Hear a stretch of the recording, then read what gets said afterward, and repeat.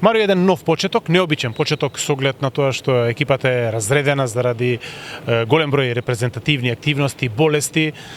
Најнапред збор за есенскиот дел. Клубот го карактеризира супер позитивен.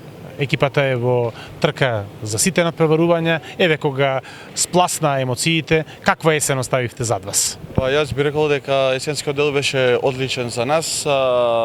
Врзавме посебно во Европа серија без пораз, сем тој првиот лош надпревар против ним.